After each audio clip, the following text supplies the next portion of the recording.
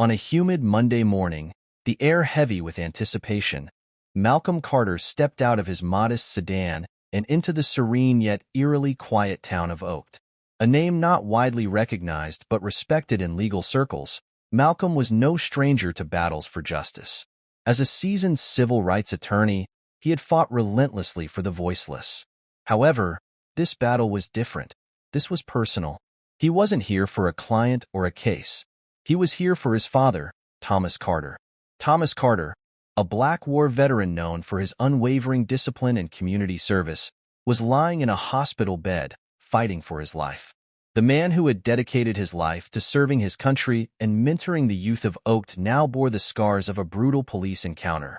Malcolm's heart was heavy, his resolve unshakable. The usually calm streets of Oaked had turned into a brewing storm of tension, fueled by outrage and questions demanding answers. The night of the incident was one Thomas had spent as he often did, at the local community center mentoring young men. Walking home under the faint glow of streetlights, he carried the quiet dignity of a man who had lived a life of purpose. But as he passed a corner, the tranquility was shattered. A police cruiser rolled up beside him, its tires crunching against the gravel. Inside was Sergeant Richard Hayes, a man whose reputation for being tough masked years of unchecked misconduct. Hayes stepped out of the vehicle, his body language exuding hostility. "Where are you headed this time of night?" he demanded, his voice dripping with condescension. Thomas paused, his calm demeanor unshaken despite the officer's tone. "Just heading home, officer," he replied, his military discipline evident in his composed response. But Hayes wasn't satisfied. His eyes narrowed as he barked, "Show me some ID." Thomas hesitated, his hands deliberately visible to avoid any misunderstanding. "Officer, I'm just trying to get home. There's no need for this." His words were measured, his tone steady, but to Hayes, the hesitation was an act of defiance. That fleeting moment of pause was all Hayes needed. Fueled by years of unchecked authority, he reached for Thomas, his movements aggressive and unwarranted.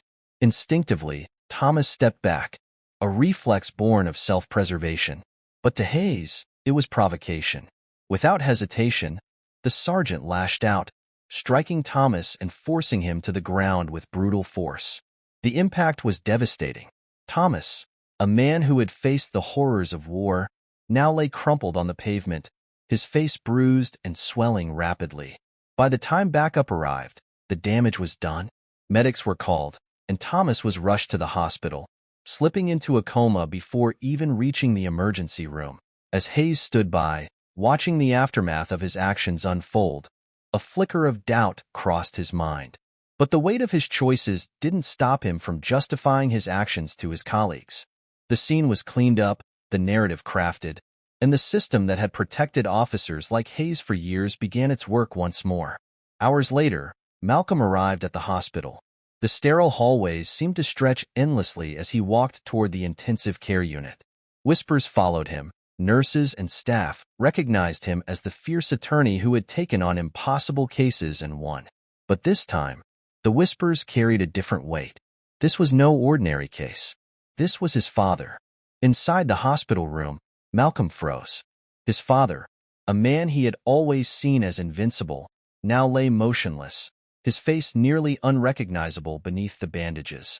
A doctor approached, explaining Thomas's critical condition and the slim chances of recovery.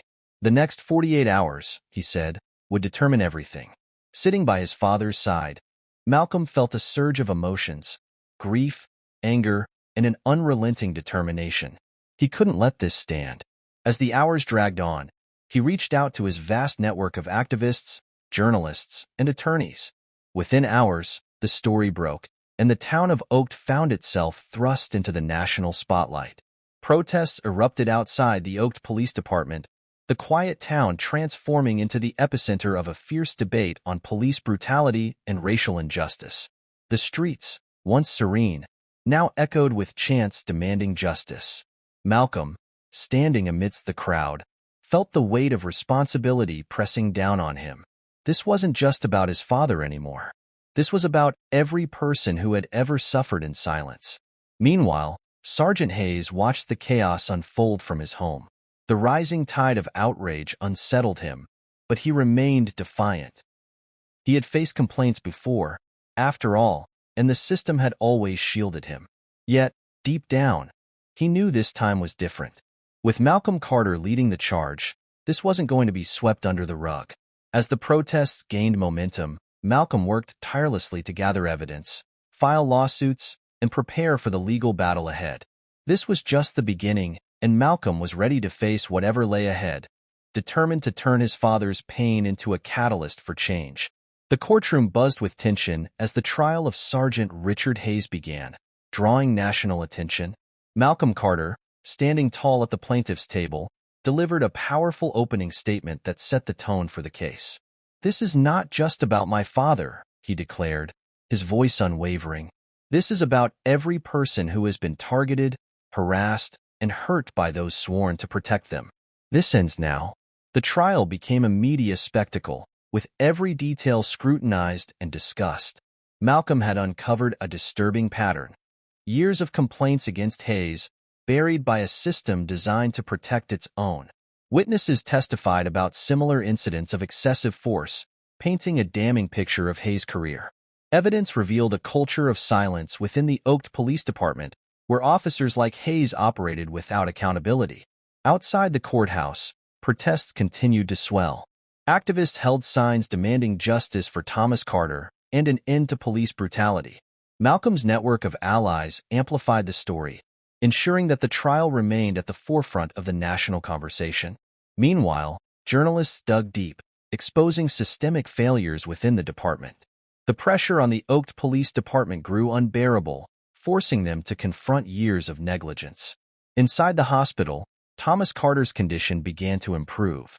The doctors, once cautiously pessimistic, now expressed hope as Thomas slowly emerged from his coma. Each day, Malcolm visited his father, sharing updates about the trial and the growing movement outside. Though weak, Thomas's presence became a symbol of resilience for the community. After weeks of emotional testimonies, damning evidence, and fiery arguments, the verdict was finally announced. The tension in the courtroom was palpable as the jury declared Sergeant Hayes guilty on multiple charges, including assault and misconduct. Cheers erupted as the judge ordered a comprehensive review of the Oaked Police Department and mandated immediate reforms. Justice, it seemed, had prevailed. But for Malcolm, the fight was far from over. Months after the trial, Henry Morales, the newly appointed interim police chief, approached Malcolm with an unexpected proposition. Morales, a reform-minded leader, sought Malcolm's help in rebuilding trust between the police and the community. At first hesitant, Malcolm realized this was an opportunity to create meaningful, lasting change.